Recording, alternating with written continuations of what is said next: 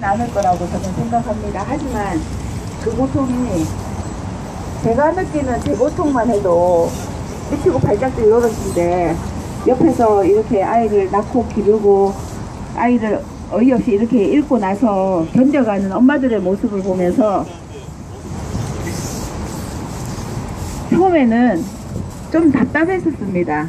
이 사고가 발생을 하고 아이를 찾아서 올라오고 가족 대책위가 꾸려지고 그 과정에서 어떤 분들은 이렇게도 말씀하십니다. 정말 가족들이 너무 지혜롭고 너무 요순하면서도 국민들 마음을 이렇게 다 끌어모을 수 있다는 것이 대단하다. 또 한켠에서는 이런 말씀들 하십니다. 니네들 바보냐, 왜 참고 있냐, 화내도 되는 시점에서 왜 참고 그 기회를 놓치냐, 이렇게들 말씀을 하시는데 저희들은 여러분이 다 아시다시피 그냥 부모였습니다. 그냥 부모였기 때문에 이런 일을 당할 줄도 예상도 못했었고 아이를 잃고 나서 도대체 어떻게 해야 되는지 사실은 여러분들이 없었다면 이 자리가 없었을 겁니다. 그런데 그 많은 부모님들이 딱 엄마의 마음만 얘기를 하자면은 251명의 아이들의 엄마 251명이라고 치면 그분들이 대부분이 다 도대체 어떻게 해야 될지를 모르는 상황이었습니다. 그리고 동시에 똑같은 아픔을 느끼지는 않았습니다. 왜냐하면 처음에 저희가 아이 사고 소식을 듣고 진도로 내려갈 때 제일 첫 번째 희생자가 정차웅이라는 아이입니다. 그게 저희 반 아이예요. 근데 버스 타고 내려가면서 정차웅이 희생 소식을 저희가 들었습니다. 그리고 정차웅의 엄마는 진도체육관과 팽목항의 그 상황을 모릅니다. 왜냐하면 아이가 내려가다가 그랬으니까 병원으로 바로 가서 아이를 찾아서 올라왔겠죠. 그리고 그 이후에 또 바로 둥둥 떠서 올라온 아이들이 있었잖아요. 그 아이들 엄마들은 또 모르겠죠. 그리고 적당히 기다리다가 나온 우리 동혁이 같이 저 같은 경우에는 7일 만에 나왔으니까 그것만 해도 너무 감사하다 할 정도로 사실은 7일 동안 아무것도 안 먹고 물만 마시면서 동혁이 아빠 눈치를 봐가면서 저는 또 새엄마니까 눈치가 많이 보였습니다. 내가 어떻게 해야 되지 이 상황에서. 근데 그 과정에서 이 국가의 무능을 떠나서 전부 다 한 통속이 돼서 유가족을 속이고 있는 부분을 굉장히 많이 보았습니다. 그래서 이것은 정말 나라가 뒤집어질 일이다. 이게 정말 아이들이 전혀 구조가 안 된다. 우리 아이가 나올 때까지 나오지 않은 아이들은 분명히 다 죽었을 것이며 그 부모들은 다 어떻게 할 것인가 하고 저는 약간의 객관성을 잃지 않으려고 노력을 많이 했습니다. 그런데 객관성을 잃을 수밖에 없었던 게 나는 어른이고 국민이니까 미치겠는 거예요. 아이한테 내가 아이한테 해준 것도 많이 없었고 딱 2년을 내가 동혁이를 키웠는데 나는 계속 그 아이한테 절제와 겸손과 미덕을 가르쳤는데 이 나라가 이 아이한테 저지른 이 만행이 장난은 아닌 거예요. 그런데 과연 그 아이를 낳고 기른 부모님들은 어떻게 견뎌갈까. 지금은 여기 앉아있는 주희 엄마 같은 경우에도 주희가 하나입니다. 그러면 사고가 난 이후에 어떻게 견뎠을까요? 근데 제가 옆에서 봤을 땐 제가 해줄 수 있는 게 없더라고요. 엄마들한테. 저도 흥분하고 그런데 제 입장에서는 그냥 실컷 싸워나 보자 이런 마음이 들었는데 엄마들 마음은 그거하고는 좀 다릅니다. 왜냐하면 아이를 낳고 기르고 그 사랑하는 아이를 떠나버렸기 때문에 이게 어이없는 사고라고는 인정하기 싫은 부모들이 많았습니다. 내 새끼가 누가 죽여서 죽은 거라면은 그건 정말 너무 비참하고 힘드니까 믿고 싶지 않다. 그런 부모님들도 굉장히 많았고 국민간담회를 저희가 정말 이거는 이래서는 안 되겠다. 알려야겠다. 모르는 사람들한테 가서라도 알려야겠다 하고 대학생 국민간담회를 기획을 하고 국민간담회를 쫓아다니면서 한 분씩 손을 잡고 나온 겁니다. 나와서 한 번만 따라가자. 한 번만 따라가서 옆에 앉아만 있으라. 그러면서 한 분 한 분 끌어낸 게 지금 저희 국민간담회 발언으로 다니시는 어머님들이 한 30여 분이 됩니다. 그런데요, 그 어렵게 나온 그런 만큼 의지가 장난이 아닌 거예요. 의지가 정말 진짜 엄마 맞구나 그런 생각이 들 정도로 저는 지금 이렇게 시간이 많이 지나고 택도 아닌 합의를 하고 택도 아닌 소문이 떠돌아다녀도 한 가지 희망은 보입니다. 왜냐하면 정부와 엄마와의 대결인데 엄마의 힘이 강하지 않겠습니까? 아니 어떻게 엄마를 이길 수가 있겠습니까? 그 끈질기고 그 깊은 정을 감히 누가 그걸 이기겠습니까? 그래서 저는 지금 30명이 50명이 되고 60명이 될 때까지 끝까지 한번 해보고 싶다는 생각이 드는 거예요. 그리고 같이 일하시는 이 어머님들도 저희가 그럽니다. 뭐 임원이니 뭐니 다 이렇게 하는 것은 우리 애들 학교 다니는 거하고 똑같아요. 그냥 명찰에 반장 부반장일 뿐입니다. 이 일이 끝나고 나면 다시 우리는 그냥 엄마로 돌아가야 될 사람들이기 때문에 누군가는 질서를 지키고 누군가는 통제를 해야 되는 부분이 있기 때문에 명찰을 달아준 거지. 저는 주연의 엄마랑 똑같은 사람이고 주희 엄마랑 똑같은 사람이에요. 그러다 보니까 이 엄마들 마음이 다 이해가 가면서 과연 내가 아이가 살아있을 때 내가 2년 동안 제대로 못해준 것만큼 이 부모님들도 누가 알았겠습니까? 아이가 먼저 갈 것이라고. 아이가 먼저 갈 것이 아니기 때문에 절제하고 착하게 살아야 되고 남들과 타협을 잘해야 되고 그리고 대한민국을 믿고 살아야 되고 진실돼야 되고 거짓말 하지 말고 이렇게 길렀는데 과연 아이들이 먼저 가고 나니까 아이들한테 못해준 것이 너무 많은 거예요. 그러면 못해준 그것을 어떤 식으로 동력을 키워야 되냐면 지금부터 엄마의 힘을 보여주는 것으로 키울 수밖에 없다는 겁니다. 그래서 억지로라도 국민간담회를 갔다 오면 한 3번 갔다 오시면 어머님들이 변하세요. 아 나도 발언할게. 나도 얘기할게. 나도 아이에 대해서 할 얘기가 많다고. 근데 그런 부모님들의 솔직한 말이 저희들이 나가면은 어떤 대학생들은 그래요. 우리 한참 20살 때 이럴 때 되면은 손 들고 내가 조금 날카로운 질문하면 조금 어석어석 하잖아요. 그런 학생들이 가끔 있어요. 조금 곤혹스러운 질문, 날카로운 질문. 근데 엄마들이 당황을 합니다. 되게 순진하신 분들이기 때문에 당황을 하고 그런 말이 나올 때는 답변을 어떻게 해야 될지 모르겠어. 저는 한 가지만 얘기했습니다. 그게 다 그 아이들이 말하는 정도의 그 수준에서 내가 지식을 다 전달할 수 있으면 나는 그 자리에 없어도 된다. 혼자 싸워도 되는 걸. 하지만 우리는 엄마이기 때문에 아무것도 모른다. 아무것도 모르고 우리가 알고 있는 것까지만 우리가 보고 듣고 경험하고 느낀 것만 얘기해도 그 아이들은 충분히 알 수 있는 아이들이고 그래서 그 아이들의 힘이 필요한 것이라고 그렇게 제가 말씀드립니다. 이 엄마들이 그렇게 말을 하고 나니까 편안한 거예요. 나가면. 왜냐하면 내 자식 같은 사람이고 그렇게 또 질문하면 그런 대로 또 모르는 대로 대답하면 되니까 그 간담회에서 요구하는 것이 딱 한 가지입니다. 순수한 유가족의 마음을 듣고 싶다. 과연 정말 너희들이 대학 입학 특례, 의사자 지정, 보상 그런 거 요구한 적 없었냐? 그것만 대답해 달라는 겁니다. 그럼 거기에 대해서 저희는 있는 그대로 얘기해주면 됩니다. 어떤 어머니는 그렇게 하십니다. 간담회 가시면 본인의 전화번호를 적어주고 옵니다. 아이들한테. 궁금한 게 있으면 직접 전화하라고. 왜냐면 진도체육관부터 지금까지 저희가 겪었던 것은 왜곡된 언론뿐만 아니라 저희들을 고립시키려고 하는 말도 안 되는 루머가 많았기 때문에 더 이상 저희는 지상파 언론은 믿지 않겠다는 거죠. 저희가 나서서 말을 하겠다는 거죠. 많은 대한 언론들이 사실은 저희들을 많이 도와주고 있습니다. 하지만 제 자신도 어제 들었던 팟캐스트를 오늘 또 들어가는 거 깜빡합니다. 못 듣습니다. 왜냐하면 그게 제 생활화되지 않았고 거기에 대해서 익숙해지지 않았기 때문에 안 보고 안 듣는데 주변에 내가 너희들 팟캐스트 들어, 너희들 대한 언론 들어 그렇게 아무리 말해도 모르더라고요. 모르고 자연스럽게 그냥 YTN 틀게 되고 KBS 틀게 되고 하는 겁니다. 그러면 저희가 나서서 지금 30명의 엄마들이 할 수 있는 것은 이것뿐이라는 생각이 드는 거예요. 나가서 우리가 스스로 스피커가 돼서 우리가 스스로 우리 자신에 대해서 알리자. 내가 떳떳하고 내가 솔직하면은 분명히 상대방도 알 것이다.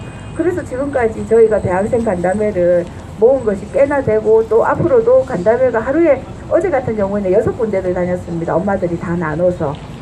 근데 부담이 갈 정도로 많이 들어오는데도 그게 엄마의 힘인 것 같아요.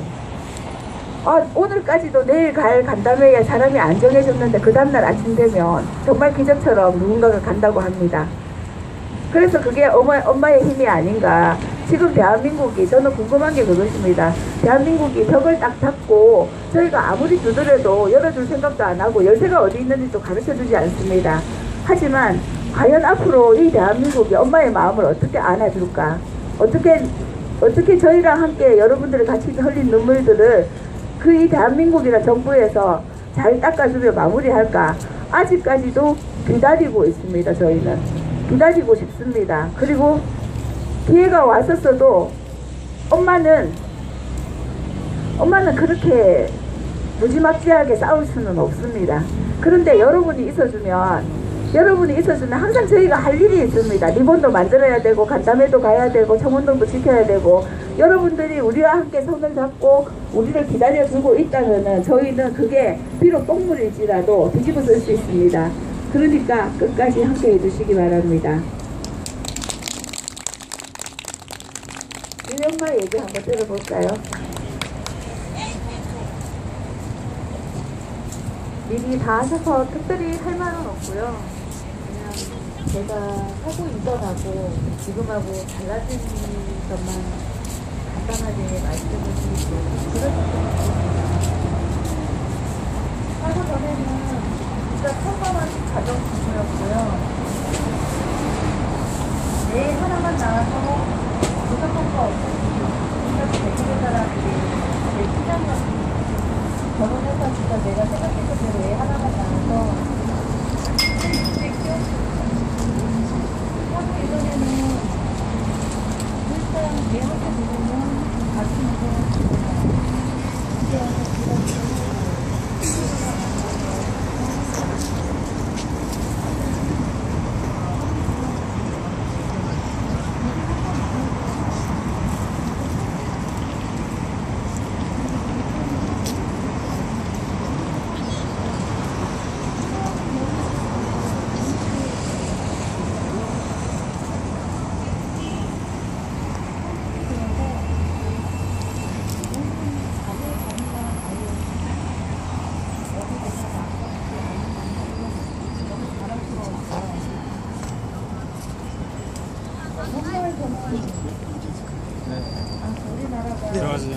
좋은 나라가 가끔 이제 불쌍한 애들 보면 늘 우리 애한테 하는 말, 그래도 너와 나는 저런 나라에 태어나지 않은데 얼마나 행복이니, 이렇게 복이다.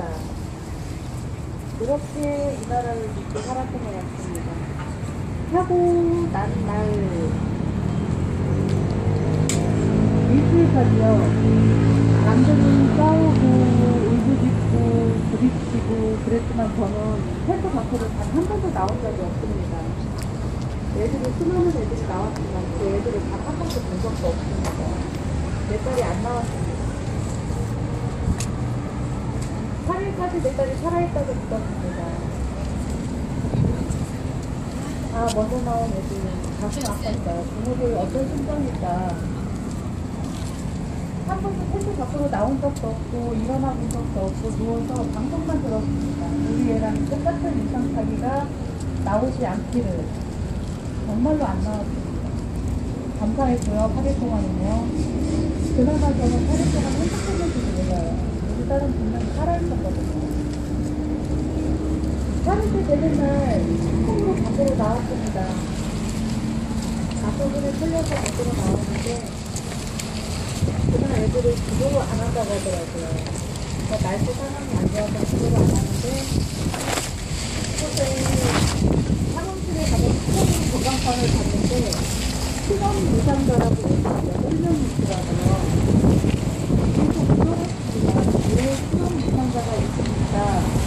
저희가 그때는 모든 부부가 DNA 검사를 했는데 왜 수능 무상자가 있습니까? 이거 DNA 검사하면 하루 만에 나온다고 하지 않았습니까? 맞다고 그러시더라고요. 그럼 이 애들은 뭐냐고. 부모가 찾지 않거나 양자이거나 DNA가 맞지 않아서 부모들이 못 찾아가는 애들이 너무 많이 있습니다.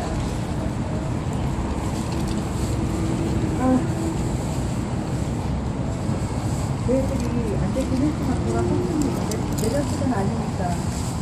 돌아섰는데 회수해서 자꾸 누워서 보통이 생각하는데 분이 진짜 걸렸으니까. 8일 만에 처음 샤워를 했어요. 샤워를 했는데 발톱이 빠졌습니다. 불안했어요. 너무 불안해서 다시 갔습니다. 혹시 분리가 있는데 인전차게 분리가 안 나올 수도 있잖아요. 분리가 몇 개냐고 묻더라고요. 7개가 되는데 안 나올 수는 없겠죠? 당연히 없죠.